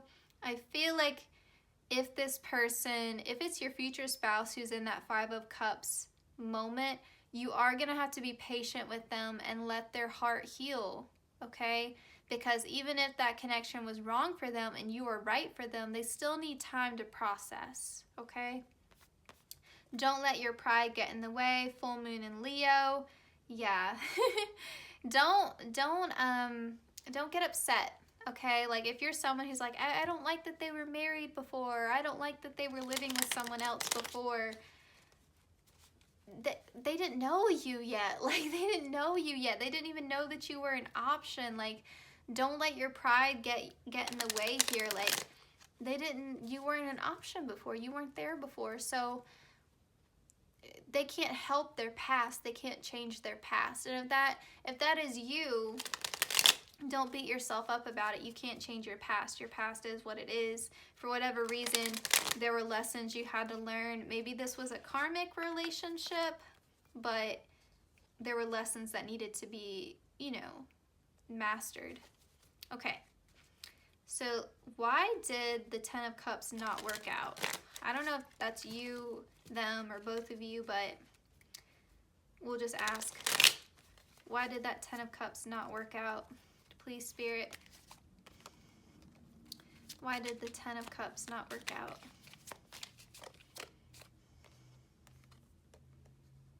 Okay. Yeah, Magician, bottom of the deck. The biggest reason is this 7 of Swords. So, with that 10 of Cups not working out, their partner or your past partner, whoever it is, you were being lied to, you were being deceived in some way. There was probably infidelity, cheating, betrayal. Again, this isn't you cheating, or your future spouse cheating with you. That's not what this is. This is your future partner, or you were cheated on in the past by an ex-partner. That's what was happening. And so your guides were like, or their guides were like, nope, our little person deserves better. We're going to get them out of this situation. And that moved them into the 5 of Cups. So even though the 5 of Cups is a card about loss and disappointment, believe me, you would rather be in the 5 of Cups with your own 5 cups than in a situation where you think you have the 10 of Cups, but really someone is stealing your peace of mind. Like, while they're giving you these fake cups, they're stealing your peace of mind. They're stealing your swords. So also, it's kind of like you're meant for bigger things. Like, you're meant to go on so many new adventures. You're meant for a whole new chapter, and it's not with this person. And then with the Magician, they may have been manifesting you. They were wanting a partner that would treat them right, or you were wanting a partner that would treat you right, and then bam, like, you get that soulmate energy coming through, which is beautiful. Okay, let's continue onward. I know it gets a bit confusing when I'm explaining this because I don't know necessarily whether it's your energy or your future spouse's energy, because they can get really muddled. So I hope that I explained that clearly to you. If you have any questions, put it in the comments because I'm happy to answer. Okay, pile 4, love story with their future spouse, please, Spirit. Pile 4 is love story with their future spouse.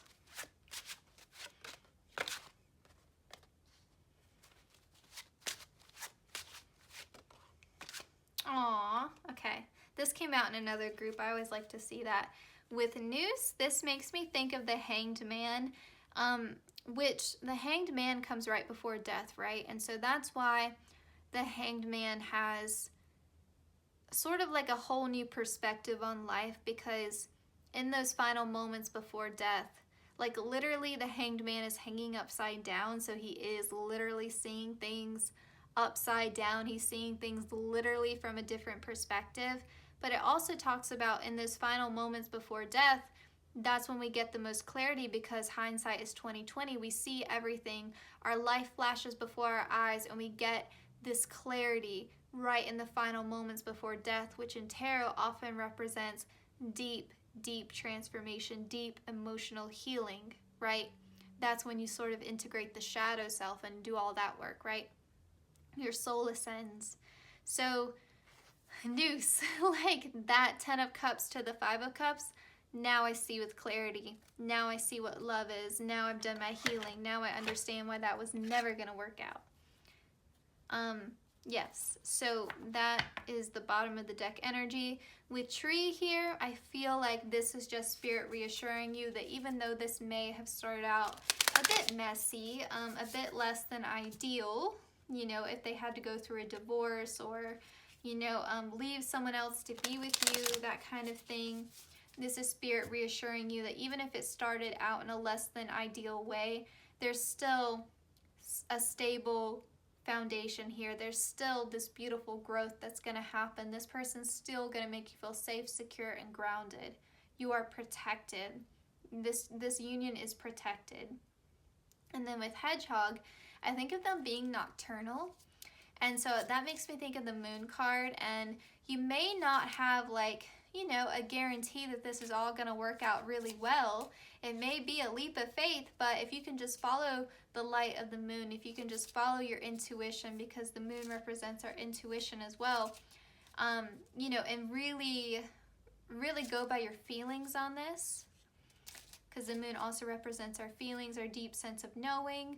So if you can do that, then you'll be in a really good spot for this connection to flourish and for you to get married. And I feel like White Dress is also offering additional reassurance that even though this person had to, because I do think it's your future spouse, honestly, who is leaving this connection that's not serving them, from the 10 of Cups to the 5 of Cups. I do feel like it's them. It could be you, but I am sort of feeling that it's them. This is just sort of reassurance that this person is trying to make the best choices that they can. And they do have good, honest intentions, and they're not someone who is a cheater or someone who is, you know, unfaithful. That's not them. They've been deeply, deeply hurt. They have actually been cheated on with the 7 of Swords. You know, they have been betrayed. And honestly, it kind of makes me think of Beyonce's song, like, it's her song Jealous, and I love the music video for that song. But she says, I'm keeping my promise as long as you are keeping yours. I believe that's how the lyric goes. But that's what makes me think of that, where, you know, they were faithful in their relationship, in this past connection, up until their partner was unfaithful to them. And at that point, they were like, why am I being loyal to someone who is disrespecting me? And that's not to say that they went out and cheated on their partner the next day. That's not what I'm saying. It's that they're like, well, this person isn't keeping their promise to me, so I'm not going to keep my promise to them anymore. And they start thinking about how they deserve better. And in thinking about how they deserve better, they start that magician phase where they're trying to manifest someone who will treat them well, someone who is meant for them, someone who will represent the lovers, the divine counterpart. And that is when you come in. Now, whether or not they're out of that relationship fully when they meet you, I don't know. But from what I can see with the Page of Cups, where it fell, you know, in the initial like tarot cards we got, it looks like to me that maybe you guys were friends, but it doesn't seem like the outright flirtatiousness happened until they were fully out of that previous connection. That's how it laid out to me. Now, this is a general reading, so it may be different, you know, for some of you, but that is what I saw. Aw, true love, yeah. I feel like Spirit is really trying to reassure you that this is the right connection for you, you know, because love triangle can be a bit scary. Open up.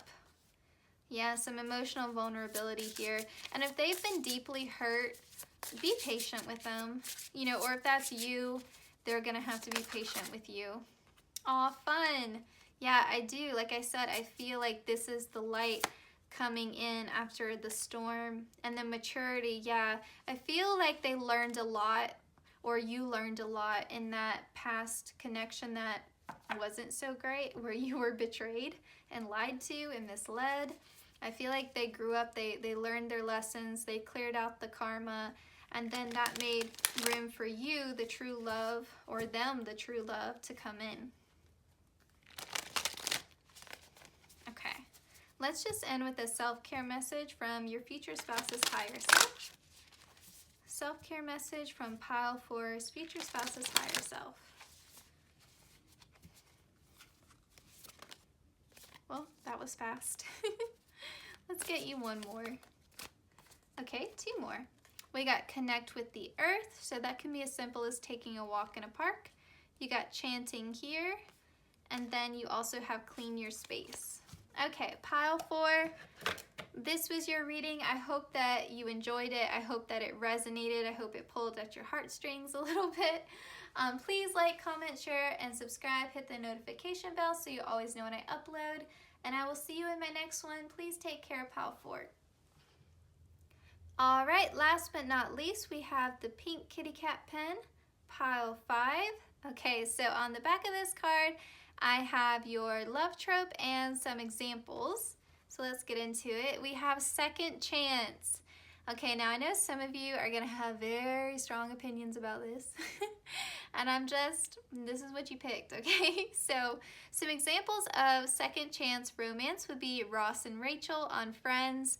I feel like they had a lot more than just a second chance. They were constantly like off and on again throughout that series.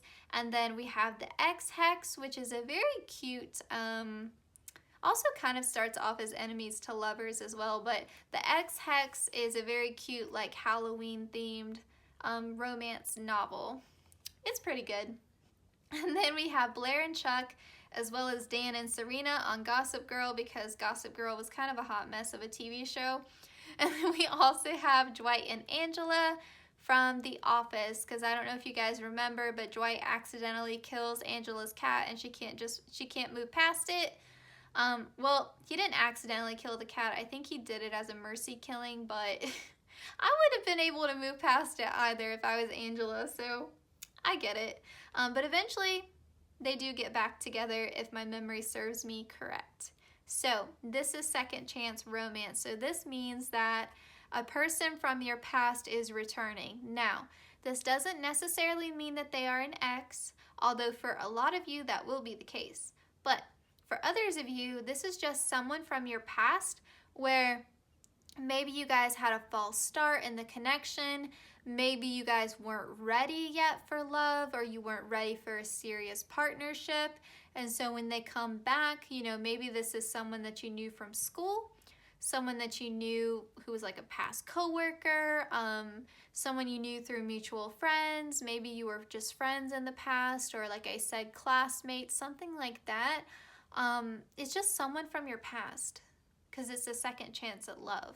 So someone that you have already met, and it could be someone you never knew that well, you know, like you guys were maybe in the same class, but you never really spoke to one another, you know, like that could be a thing. Maybe in high school you were in different social groups, different cliques. That could be a possibility, but it's just a second chance at love. So for some of you it will be an ex, for others of you it's just someone from your past.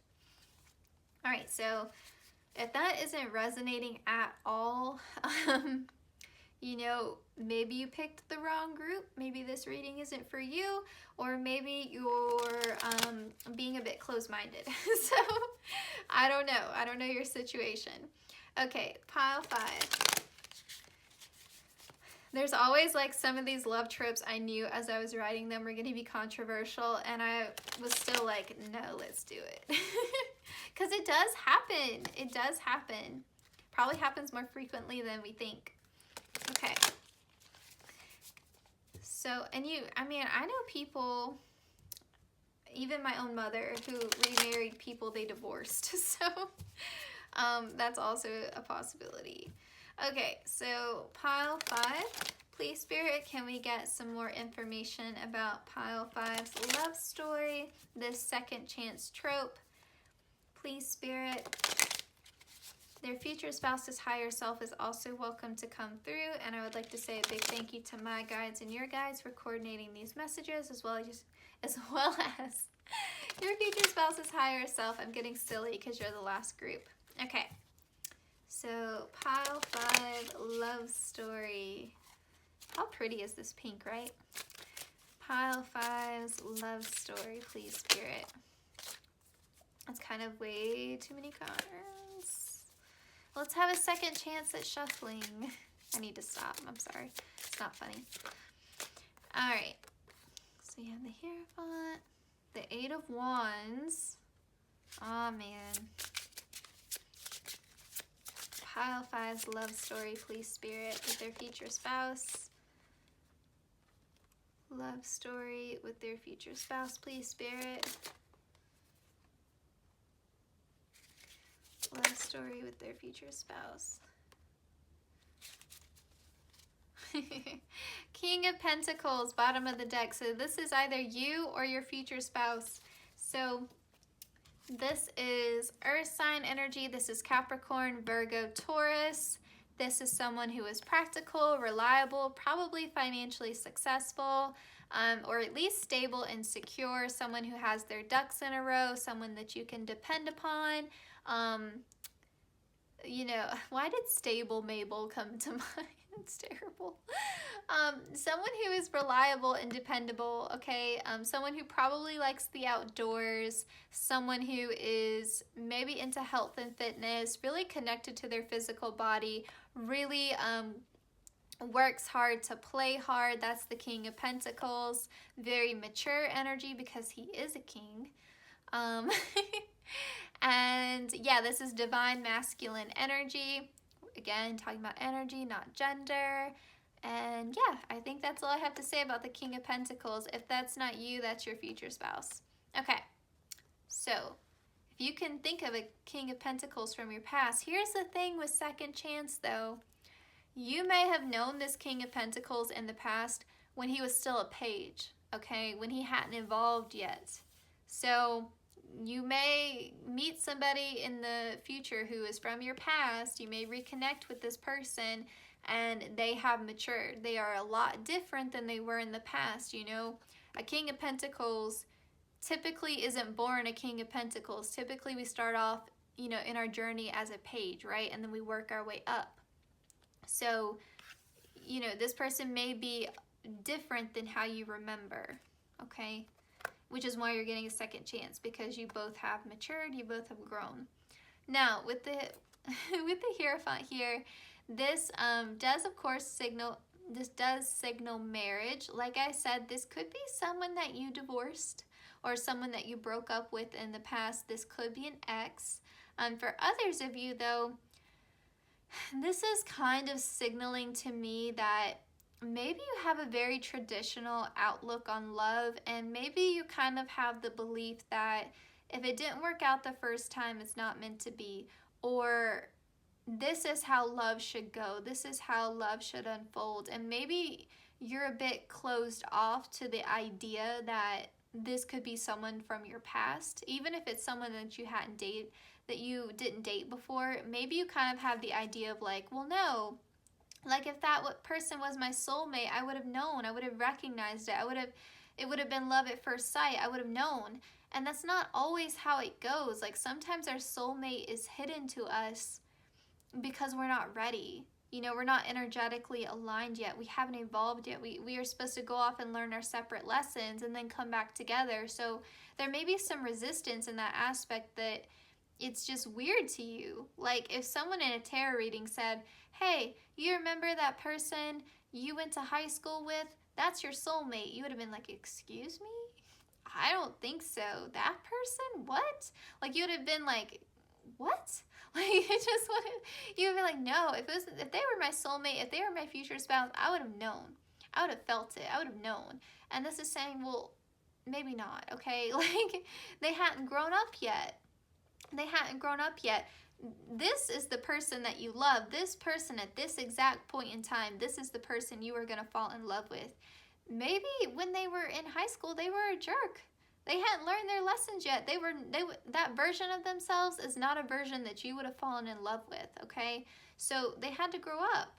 They had to evolve, and people do change. And it's kind of wanting you to get out of this stuck mindset where you know, you kind of, if you give yourself the grace of understanding that you have changed and you have matured and you have evolved, you have to extend that kindness to other people. You have to extend that grace to other people and understand that just because someone was like this in your past doesn't mean that they're the same person they always were, okay? And this doesn't mean that you didn't like them in the past, just maybe you weren't attracted to them.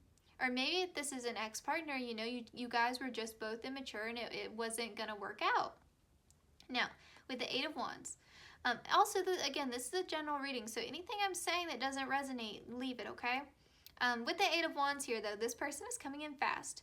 They're coming in an unexpected way, when you least expect it, fast, okay? Like, this is a positive shift with the Eight of Wands, but it's sudden change.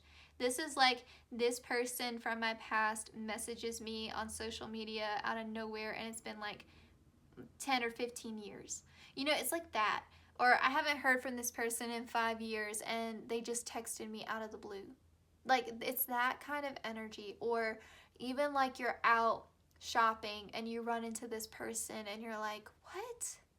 I haven't seen them in like 8 years. Like, I don't even recognize them. It's that kind of energy, okay? Or maybe you guys are like vacationing and you run into each other at the same spot, and it's just something weird about it, okay? There's definitely an element here of divine timing with Eight of Wands. I always think of divine timing because you guys had to be energetically aligned to meet each other. And I think that is because you guys were learning your lessons, and when you finally both got to that king-queen energy, that's when you clicked into alignment with one another. And then with the moon, this is saying, this is gonna seem, there's a lot here about this connection that was hidden to you, and that's why I said, if this is someone from your past, if they were your soulmate, or like the person, or like the one that you were meant to marry, the one you were meant to end up with, that was hidden to you, that wasn't shown to you, and then it's suddenly revealed to you, and it's sort of like you don't trust it when it's revealed to you because it still seems so crazy. And that's why it's like, you have to trust your intuition. Like, take your logical, rational mind out of it and connect to your feelings and your intuition. And I'm like literally holding my face in my hands right now, and I'm like slumped over the table, and that's not how I typically sit in these readings. And I feel like it's because there's this overwhelming energy of this really messes with your head. Like, this really turns your world upside down. This is like, what? That person? That one? And it's like, and they've changed so much, and like you don't even recognize them, and you're like, man, like, why couldn't you have been this person back then? Like, who are you now? It's like you're getting to know a whole new person, and I think it makes your head swim, okay? Like, just, it's, this person, like these cats look so alarmed. Like, they just look so alarmed, and that's you. And with the Seven of Wands, there's like so much to unpack. Like, there's so much coming at you at one time, and like you're just like, sorry, there's so many changes that come with this person re-entering your life that I feel like you're just trying your best to keep up with how fast things are rapidly changing. And with the Ten of Wands, like, you do feel a bit overwhelmed by it, but it's just, I don't think you've ever felt love like this before. And I think it almost, like, here's what I think is crazy about this. This is a person from your past, okay?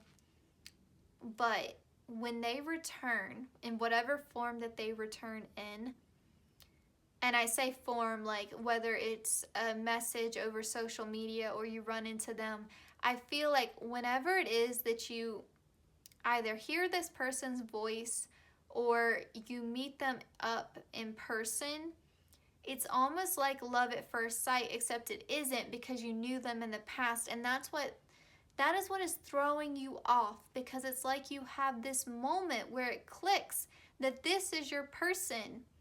And you're like, how can this be when I knew them back then and I never felt this way? Why am I feeling this way now? Because they've changed, and you have changed. You have grown up, you have matured, but it's just throwing you off. Like it is throwing your head into a tailspin. That's the energy. I'm sorry, like pile 5, like this is just like, what? Okay. Pile 5, can you tell me please, Spirit, more about this love story, more about this second chance love trope?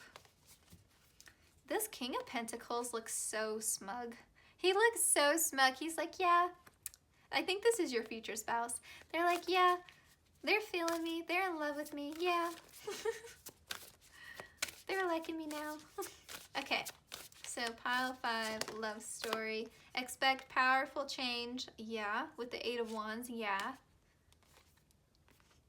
Step out of your comfort zone. Yeah, it's going to throw you for a loop. And remember how I said, like, you're going to have to disconnect from those old belief systems. Yeah, adjustments are required. I think it's your own perception, like your own sense of like control over the situation. Look at the bigger picture, full moon in Sagittarius. Yeah, get a bigger perspective on this. Like, you have to sort of get out of that old belief system and that old way of thinking of like, you know, or like you feel like just your sort of idea of love and how love occurs is going to be changing. I think also this person is probably different than what you typically go for, like your typical type, and that is also probably throwing you for a loop. I think the biggest message here is stop questioning it and just get out of your head and get into your heart. Get out of your head, get into your heart. Where I shuffle, like the blanket's like really getting wished down. Okay. Oh man. All right. Pile, what's this? Pile 5? Yeah. Pile 5. 5 is the number of massive change. All right, I'm gonna stop yelling at you, pile 5. Like, there's just so much happening. Pile 5's love story with their future spouse, please, Spirit. Pile 5. Okay. Dun, dun, dun. Okay, so braid. This card to me is about like letting your hair down. Sagittarius knows how to have fun, so let your hair down, let go of your inhibitions, like just be open to this connection, be open to it. Stop trying to control things so much, get out of your head, just be open to it, okay? I also think of like hair pulling and passion and all of that. And then with the doll here, this is kind of making me think of childhood, actually, the way this is showing up here. Yeah, I do think this is probably someone that you knew in childhood. Maybe not when you were little, but when you were younger, definitely, for sure. I think this is a person from your younger years, at least high school, I would say, with doll. Trying to think if there's any other messages coming through, but I feel like that one's pretty straightforward, actually. Now with cat, I think some of you may have been on your own for a while. There's a sense of independence here with cats, and also cats are so willful, and they're always like, cats are gonna do what they want to do when they want to do it, and that's just it. Okay. Some of you also could be Leos with cat coming through. You know, you don't have to be, but that's just confirmation for those of you who are, that you chose the right group. Or your future spouse could be a Leo. That could also be a possibility. I always think Leos and Tauruses go really well together, even if they are sometimes an odd couple. I do think they go really well together. But anyway, cats also know when to rest, right? Because cats spend most of their time asleep. So I feel like there's a couple different messages here. One, you're in that independent phase, I think, when this person comes in, and that may create also some resistance to you being open to love, because I don't think that you're expecting it. And I think also too, with Kat being here, it's encouraging you to rest, because with the 8 of Wands, that's a lot of fast moving change, and it's going to feel so overwhelming. And we did get the 10 of Wands too, as well as the 7 of Wands. So there's so much fire energy, so much massive change coming for you. Death and Leo is also fire sign energy, so Death and Sagittarius as well. So take some time to rest when you need it. Like, take care of yourself. I do feel like once you're open to this connection, I feel like the passion, the heat, the fire is going to be out of this world. So take your time out, okay? Still retain some of that independence when you need it. Don't get lost in this connection. Even though this is your future spouse, you still have to retain your identity as an individual.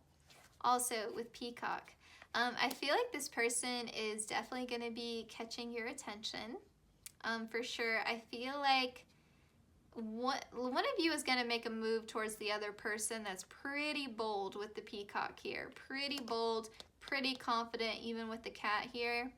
Yeah, and I feel like with Doll too, like someone just really adores the other person. They just find them so beautiful, like a porcelain doll, like you're perfect. Someone here is like, yeah, there's a lot here about physical attraction as well, which you would expect with a future spouse reading. Okay, let's get some more cards for my pile 5s. Just make sure, yeah, we're still filming. Okay. It only takes one time for your camera to die in the middle of a reading and not know it, for you to get a bit paranoid. Okay, pile 5. Love story. How is this second chance love trope unfolding? Pile 5's love story, please, Spirit, with their future spouse. Oh, this is, yeah, okay, sorry. I actually want to take your bottom of the deck because I saw passion and it called out to me, because I said that there's a lot of passion, a lot of heat, a lot of fire here. This may be someone, okay, maybe somebody turned someone down in the past and now there's a second chance because maybe someone had a glow up and now that they've come back, you're like, wow, they've really matured, they've really changed. Maybe I will give them a chance. That could be also a possibility. Maybe someone rejected you in the past and that creates some of that hesitation, that feeling of being overwhelmed. Take what resonates. I just feel like, honestly, this is coming across as like you guys didn't see each other. Like you didn't recognize the light in the other person until it was too late. And then when you did, they were gone. Could also be, now that I'm thinking about this is going to kill you guys if this is true. For you, it's true for somebody watching this reading.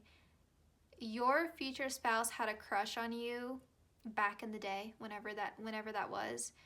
And you also had a crush on them back in the day.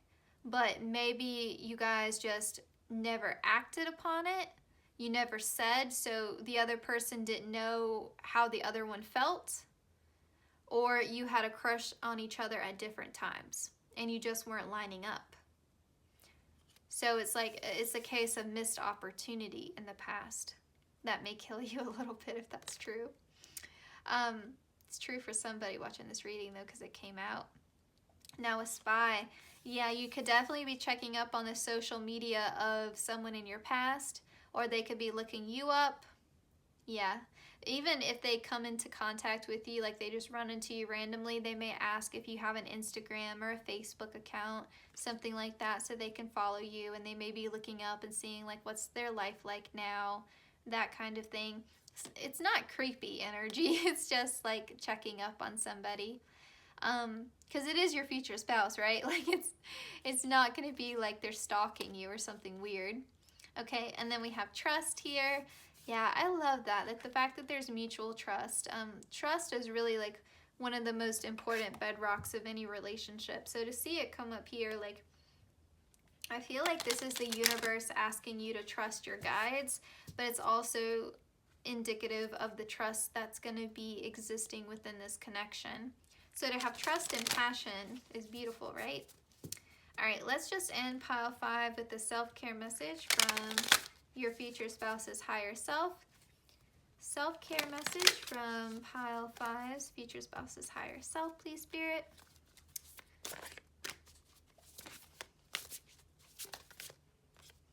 Aw, spend time with animals. That's cute. Let's get one more. Aromatherapy. Okay, spend time with animals. This could be as simple as going and petting your cat or something. And then aromatherapy. You could also volunteer at like the SPCA, something like that. Okay. So pile 5, this was your reading. I hope that you enjoyed it. I hope that it resonated. I hope that you were open to receiving the messages that we got today. I know that you guys had a little bit more of a controversial trope, but like I said, it can mean a lot of different things how it plays out. It's a general reading, so not every message that I said today may resonate, so just take what does and leave what doesn't. Anyway, like, comment, share, and subscribe. Hit the notification bell so you always know when I upload. I always have to give that spiel. Just trying to grow the channel, grow our little community together. But yes, I appreciate you guys listening. Yeah, so take care, Pile 5, and I will see you guys in my next one.